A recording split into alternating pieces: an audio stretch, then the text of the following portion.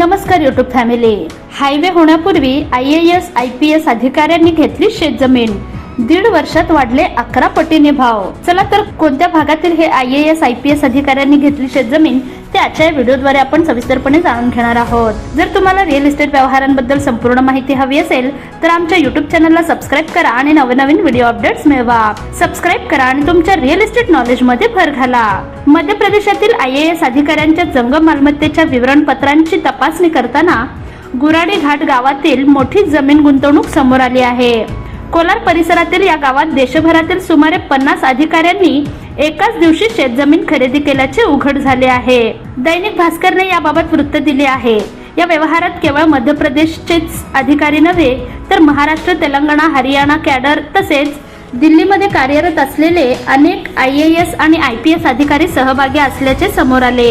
विशेष म्हणजे जमीन खरेदीनंतर अवघ्या 16 महिन्यात या परिसरातून 3,200 कोटींच्या वेस्टर्न बायपास प्रकल्पाला मंजुरी मिळाली आहे। यानंतर आणखी 10 महिन्यांनी ही जमीन येणे करून बदलून ती निवासी क्षेत्रात रूपांतरित करण्यात आली।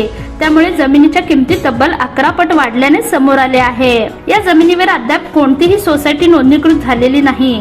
भविष्यात निवासी प्रकल्प उभारण्यासाठी जमीन सोसायटीच्या नावावर हस्तांतरित करावी लागणार असून प्लॉट वाटपाची प्रक्रिया देखील करावी लागणार आहे।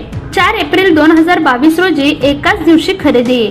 4 एप्रिल 2022 रोजी 2.023 हेक्टर शेत जमिनीची नोंदणी एका दस्तऐवजाद्वारे करण्यात आली।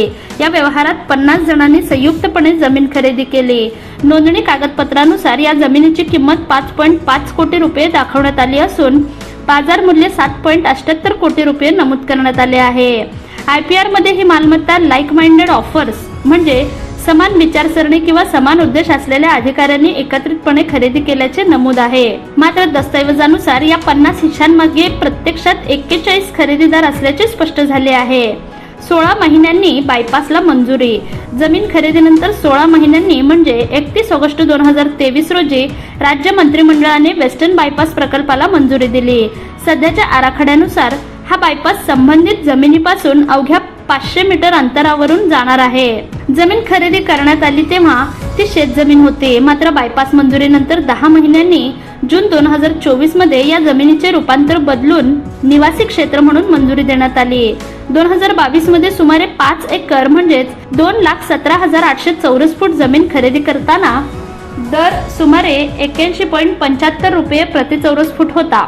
जून 2024 मध्ये डायव्हर्जन नंतर हा दर 557 रुपये प्रति चौरस फूट झाला।